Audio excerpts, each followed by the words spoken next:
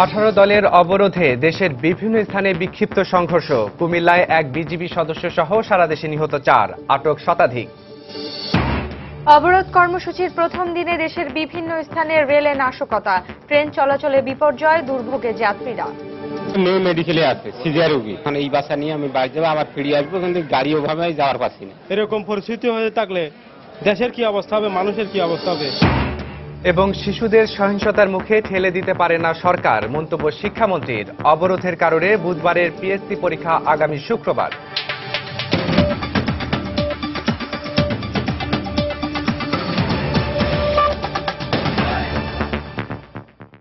বাংলা সময় আপনাদের সঙ্গে আছি আমি ফারহানা ন্যান্সি এবং আমি মাহাদি হাসান। দশম জাতীয় সংসদ নির্বাচনের তফসিল ঘোষণার প্রতিবাদে ও নির্দলীয় তত্ত্বাবধায়ক সরকার ব্যবস্থা পুনর্বহালের দাবিতে সারা দেশে চলছে 18 দলের রেল, নৌ ও রাজপথ অবরোধ। কর্মসূচির প্রথম দিন মঙ্গলবার দেশের বিভিন্ন স্থানে বিক্ষিপ্ত সংঘর্ষে 4 জন মারা গেছে। এর মধ্যে কুমিল্লায় এক বিজিবি সদস্য নিহত হয়েছেন। এ খবর নিশ্চিত করেছেন বিজিবি কুমিল্লার সেক্টর কমান্ডার কর্নেল জিল্লুর হক। 48 ঘণ্টা অবরোধের প্রথম দিনে মঙ্গলবার সকাল 6:30টায় রাজশাহীতে সিটি মেয়র মোসাদ্দেক হোসেন বুলবুলের নেতৃত্বে নগরীর রাজারহাটা থেকে একটি বিক্ষোভ মিছিল বের হয়। এ সময় পুলিশ মিছিলে বাধা দিলে দুপক্ষের ধাওয়া পাল্টা ধাওয়া ও সংঘর্ষে সিটি মেয়র সহ 10 জন নেতাকর্মী আহত হন। এদিকে সিরাজগঞ্জে ভোর 6টার দিকে পিকেটাররা যানবাহনে অগ্নিসংযোগ ও গাছের গুঁড়ি ফেলে মহাসড়ক অবরোধ করে। পরে শহরের জগাই মোড়ে পুলিশের সাথে পিকেটারদের সংঘর্ষ হয়। এ সময় এক পথচারী নিহত হন। অবরোধের শুরুতেই সাতক্ষীরা শহরের ইটাগাছা ও কদমতলায় পুলিশের সাথে জামায়াত শিবিরের দফায় দফায় সংঘর্ষ হয়। এ সময় পরিস্থিতি নিয়ন্ত্রণে শতাধিক রাউন্ড শটগানের গুলি ছোড়ে পুলিশ। এতে আহত হয় 15 জন। অন্যদিকে কলারোয়া উপজেলার বিয়ারা ইউনিয়ন যুবলীগ সাধারণ সম্পাদক মাহমুদুল হাসান বাবুকে পিকেটাররা পিটিয়ে হত্যা করেছে বলে অভিযোগ যুবলীগের। কুমিল্লার লাকসাম উপজেলার দৌলতপুর বাজারে 18 দলীয় জোট সমর্থকদের সাথে পুলিশের সংঘর্ষে এক রিকশা চালক নিহত হয়েছেন। এ সময় আহত হয়েছে 5 পুলিশ সদস্য সহ আরো 20 জন। নোয়াখালীতে অবরোধকারীদের সাথে পুলিশের ধাওয়া পাল্টা ধাওয়া ও সংঘর্ষের ঘটনায় অন্তত 20 জন আহত হয়েছে। শহরের বিভিন্ন স্থানে টায়ার জ্বালিয়ে সড়ক অবরোধ করে পিকেটাররা। এ সময় পুলিশ বাধা দিলে পুলিশের সাথে সংঘর্ষ বাধে। পরিস্থিতি নিয়ন্ত্রণে পুলিশ এ সময় টিয়ার শেল ও রাবার বুলেট ছোড়ে। চট্টগ্রামে মঙ্গলবার সকালে নগরীর নূর আহমদ সড়কের দলীয় কার্যালয় থেকে আমির খসরু মোহাম্মদ চৌধুরী ও মীর মোহাম্মদ নাসিরউদ্দিনের নেতৃত্বে একটি মিছিল বের করে নেতাকর্মীরা। এ সময় পুলিশ বাধা দিলে নেতাকর্মীরা আলমাস সিনেমা হলের সামনে সমাবেশ করে। এছাড়া ভোলা, বরিশাল, ব্রাহ্মণবাড়িয়া, নাটোর, পটুয়াখালী সহ দেশের বিভিন্ন স্থানে 18 দলীয় জোটের অবরোধের খবর পাওয়া গেছে। ওয়াহিদা স্বপ্না, সময় সংবাদ। রেলের নাশকতার খবর থাকছে সংবাদের পরের অংশে। এদিকে বগুড়া ও ফেনীতে উপজেলা নির্বাচন অফিসে আগুন দিয়েছে দুর্বৃত্তরা। মঙ্গলবার দুপুরে বগুড়া সদর উপজেলা নির্বাচন অফিসে 4টি ককটেল বিস্ফোরণ ঘটায় দুর্বৃত্তরা। পরে পেট্রোল ঢেলে আসবাবপত্রে আগুন ধরিয়ে দেয় তারা। ফায়ার সার্ভিসের সদস্যরা এসে আগুন নিয়ন্ত্রণে আনে। এর আগে ভোরে ফেনী সদর উপজেলায় নির্বাচন অফিসে আগুন দেয় দুর্বৃত্তরা। এতে 2টি মোটরসাইকেল সহ বেশ কিছু কাগজপত্র পুড়ে যায়। এ ঘটনায় বিএনপি নেতাকর্মীদের দায়ী করেছে পুলিশ।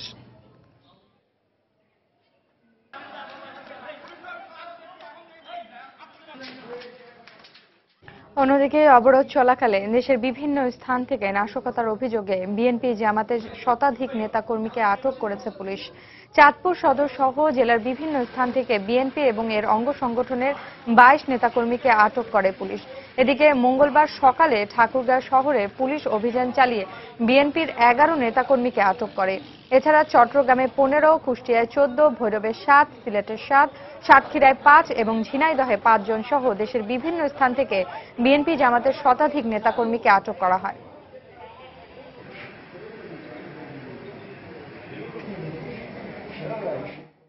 বাংলা সময় আরো থাকছে। চট্টগ্রাম শাহ আমানত আন্তর্জাতিক বিমানবন্দর থেকে 60টি স্বর্ণের বার উদ্ধার। এ নিয়ে 2 দিনে 14 কেজি স্বর্ণ আটক। অবরোধের কারণে বুধবারের প্রাথমিক শিক্ষা সমাপনী পরীক্ষা অনুষ্ঠিত হবে আগামী শুক্রবার। মঙ্গলবার বিকেলে সচিবালয়ে প্রেস ব্রিফিংয়ে একথা জানান শিক্ষামন্ত্রী নুরুল ইসলাম নাহিদ। আমাদের রাজনৈতিক নেতারা তারা অযৌক্তিক কাজ করলে, বিবেকহীন কাজ করলে আমাদের ছেলে মেয়েদের কথা আমরা তাদের বিবেকহীন এই আক্রমণাত্মক কিংবা এই রকম একটা হিংসাত্মক পথে আমরা ঠেলে দিতে পারি না।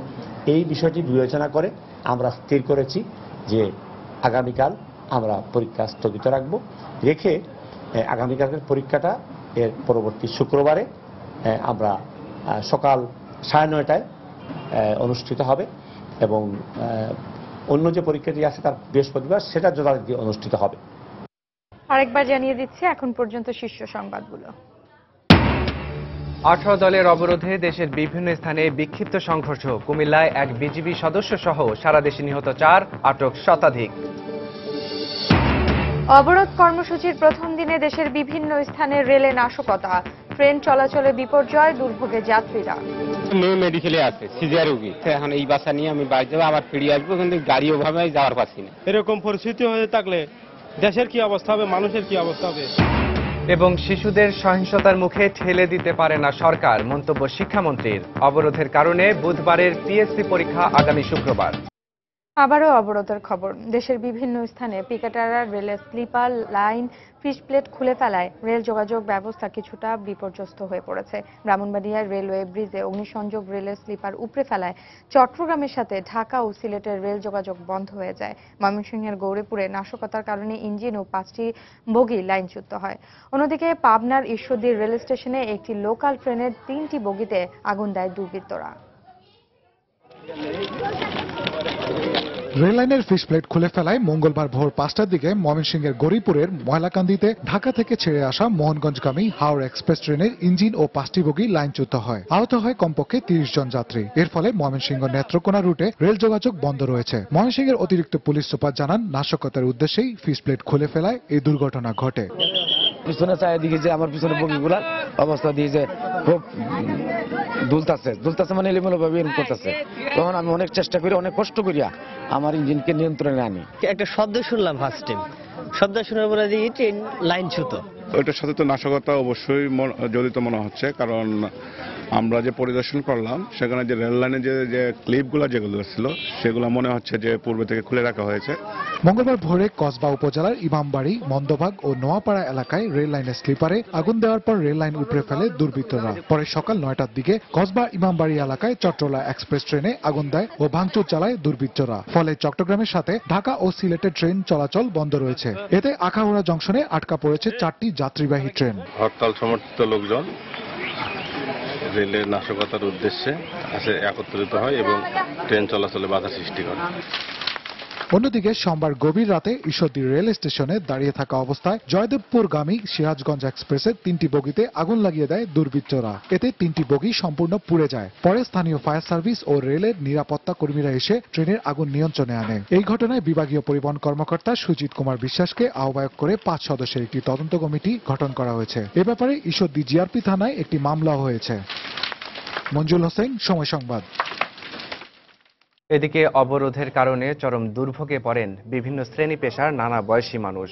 যানবাহন না পাওয়ায় ঘন্টার পর ঘন্টা অপেক্ষা করেও কর্মস্থল সহ নির্দিষ্ট গন্তব্যে পৌঁছতে পারেননি অনেকেই। এছাড়া কাজ বন্ধ থাকায় বিপাকে পড়েন খেটে খাওয়া সাধারণ মানুষ। তবে সবচেয়ে বেশি ভোগান্তিতে পড়েন রোগী ও তাদের স্বজনরা। 8টার সময় আপনার এয়ারপোর্ট থেকে রিক্সায় স্টেশনে আসছি, আইসা এই পর্যন্ত আমার এই স্টেশনে বসেই রয়েছি। ট্রেনের জন্য এই 10টা থেকে এখানে কাউন্টার আসি, 11টার দিকে টিকিট নিছি। ঢাকা 2টা ট্রেন অলরেডি ক্যান্সেল হয়ে গেছে।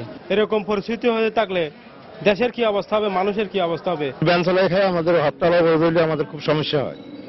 বউ বাচ্চা নিয়ে চাওয়া পাওয়া নিয়ে খুব কষ্ট হয়। হরতাল অবরোধ ভালো না, আমাদের গরিব মানুষের জন্য খুবই খারাপ। মেয়ে মেডিকেলে আছে, সিজার রোগী। এখন এই বাসা নিয়ে আমি বাড়ি যাবো, আবার ফিরে আসবো, কিন্তু গাড়ি ওভাবে যাওয়ার পাচ্ছি না। এই হরতাল অবরোধের কারণে আমাদের যানবাহনের সমস্যা আছে, যাতায়াতের ভাড়া ডাবল দিতে হচ্ছে। গাড়ি ঘোড়া পাইতেছি না, আমাদের মানে ঠিক জায়গায় যাইতে পারতেছি না। ঝুঁকি নিয়ে বের হয়েছি, অনেক পথ পেরে মানে হেঁটে পেরে হয়ে আসছি।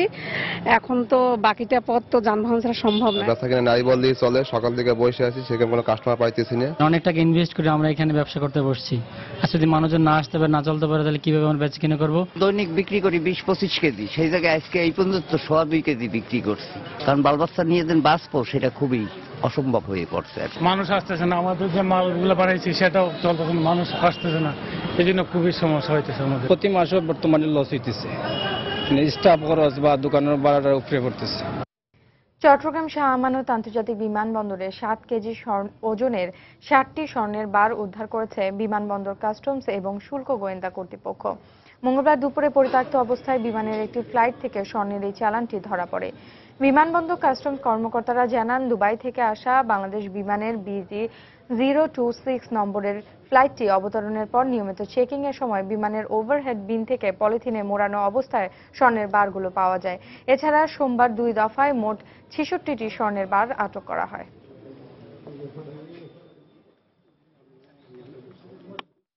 ওভারহেড বিনের মধ্যে একটা পলি ব্যাগের অস্তিত্ব পাওয়া যায়, যেটা হচ্ছে অনেক ভারী বোধ হয়। তো সেটা সাসপেক্ট করে আমরা বিমান কর্মকর্তাদের অনুমতিক্রমে সেটাকে আমরা আমাদের লাউঞ্জে নিয়ে আসি। পরে সেটাকে ওপেন করে দেখা যায় যে সেই গতকালকের মতো একই অবস্থা, পলি ব্যাগের মধ্যে যে লেডিস পার্স 3টা, তার মধ্যে স্কচ টেপ দিয়ে মোড়ানো অবস্থায় 60টা গোল্ড বারের অস্তিত্ব আমরা টের পাই। শরীয়তপুরে পৃথক দুটি সংঘর্ষের ঘটনায় অন্তত 40 জন আহত হয়েছে। এছাড়া ভাঙচুর ও লুটপাট চালানো হয়েছে উভয় পক্ষের কমপক্ষে 37টি বাড়িতে। মঙ্গলবার সকালে সদর উপজেলার বড়াইল ও শৈলপাড়া গ্রামে এসব ঘটনা ঘটে। পুলিশ ও প্রত্যক্ষদর্শীরা জানান, জমিজমা সংক্রান্ত বিরোধের জের ধরে সকালে বড়াইল গ্রামের তালুকদারের সমর্থকরা একই এলাকার কালাম মুন্সির সমর্থকদের বাড়িতে হামলা চালায়। এ সময় অন্তত 18টি বাড়িতে ভাঙচুর ও লুটপাট চালায় তারা। পরে কালাম মুন্সির লোকজন বাধা দিতে গেলে সংঘর্ষে উভয় পক্ষের অন্তত 18 জন আহত হয়। অন্যদিকে শৈলপাড়া গ্রামে বিএনপি নেতা অ্যাডভোকেট হেলাল উদ্দিন আকন ও তার সমর্থকদের বাড়িতে ভাঙচুর ও লুটপাট চালায় প্রতিপক্ষ সামাদ মুন্সি ও ইয়াসিন হাওলাদারের লোকজন। এ সময় সংঘর্ষে উভয় পক্ষের কমপক্ষে 22 জন আহত হয়। এছাড়া অন্তত 19টি বাড়িতে ভাঙচুর ও লুটপাট চালায় হামলাকারীরা। পরে পুলিশ আসলে পরিস্থিতি শান্ত হয়। 26 নভেম্বর ঝিনাইদহ গণহত্যা দিবস। 1971 সালের এই দিনে শৈলকুপার কামান্না গ্রামে হামলা করে 27 মুক্তিযোদ্ধাকে নির্মমভাবে হত্যা করে পাকিস্তানি হানাদার ও তাদের দোসররা। এলাকাবাসী জানায়, প্রশিক্ষণ শেষে এদিন সন্ধ্যায় 42 জন মুক্তিযোদ্ধা কামান্না গ্রামে আসেন। রাতে তারা একটি বাড়িতে টিন ও খড়ের ঘরে অবস্থান নেয়। এ সময় স্থানীয় রাজাকার বাহিনীর সহায়তায় পাকিস্তানি সৈন্যরা অতর্কিত হামলা চালিয়ে 27 জনকে হত্যা করে। পরে কামান্না হাই স্কুলের পাশে 5টি গণকবরে শহীদদেরকে সমাহিত করেন স্থানীয়রা। এ পর্যায়ে শীর্ষ সংবাদগুলো জানিয়ে দিচ্ছি আরও একবার। 18 দলের অবরোধে দেশের বিভিন্ন স্থানে বিক্ষিপ্ত সংঘর্ষ। কুমিল্লায় এক বিজিবি সদস্য সহ সারা দেশে নিহত 5, আটক শতাধিক। অবরোধ কর্মসূচির প্রথম দিনে দেশের বিভিন্ন স্থানে রেলে নাশকতা, ট্রেন চলাচলে বিপর্যয়, দুর্ভোগে যাত্রীরা। মেয়ে মেডিকেলে আছে, সিজার রোগী। এখন এই বাসা নিয়ে আমি বাড়ি যাবো, আবার ফিরে আসবো, কিন্তু গাড়ি ওভাবে যাওয়ার পাচ্ছি না। এরকম পরিস্থিতি হয়ে থাকলে দেশের কি অবস্থা হবে, মানুষের কি অবস্থা হবে। এবং শিশুদের সহিংসতার মুখে ঠেলে দিতে পারে না সরকার, মন্তব্য শিক্ষামন্ত্রীর। অবরোধের কারণে বুধবারে পিএসসি পরীক্ষা আগামী শুক্রবার। এই ছিল বাংলা সময়। যে কোনো খবর পেতে ভিজিট করুন সময়নিউজ.tv। এছাড়া এই মাত্র পাওয়া খবর আপনার মোবাইলে পেতে SMS করুন *BN লিখে পাঠিয়ে দিন 16242 নম্বরে। সঙ্গে থাকুন সময়ের।